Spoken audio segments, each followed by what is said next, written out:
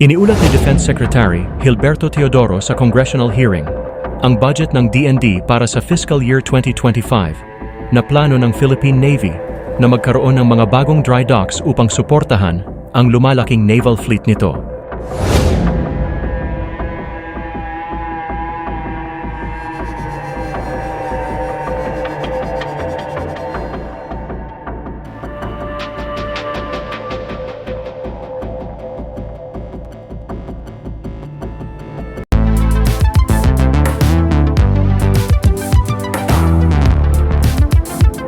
Huwag kalimutang i-like at i-share ang video na ito at mag-subscribe ka na din sa aking channel para updated ka sa mga bagong videos.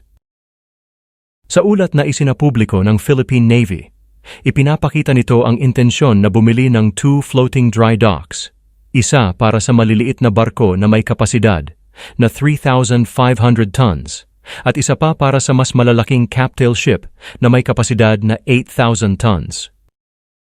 Kasama rin sa plano ang pagbili ng mga bagong boat lift, floating crane, shipbuilding tools at equipment, harbor crane, synchrolift, at karagdagang harbor tugboat. Ang mga acquisition na ito ay hudyat ng intensyon ng Philippine Navy na makapagsagawa ng maintenance, repair and overhaul, MRO, gayon din ang ilang kapasidad sa paggawa ng barko.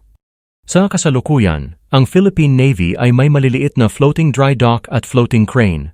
Ang ilan sa mga ito ay kamakailang na modernized, ngunit ang pagkakaroon ng mga karagdagang dry docks at iba pang equipment ay magbibigay daan sa kanila na mailagay sa mas maraming lokasyon.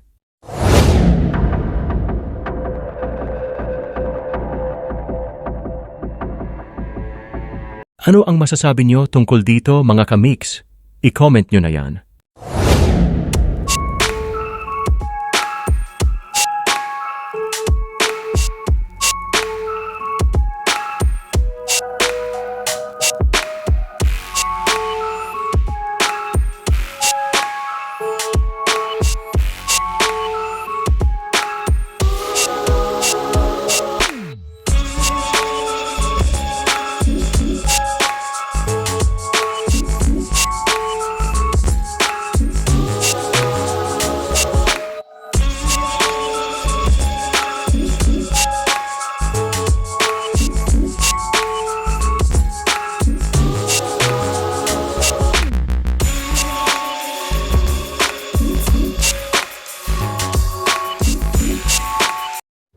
Salamat sa panunood, mga kamix. Ako ay mag-iiwan sa inyo ng katagang alamin natin ngayon, wag nang ipagpabukas. Kung ayaw mong batukan kita. Biro lamang. Ingat, mga kamix, sa susunod na video na ulit.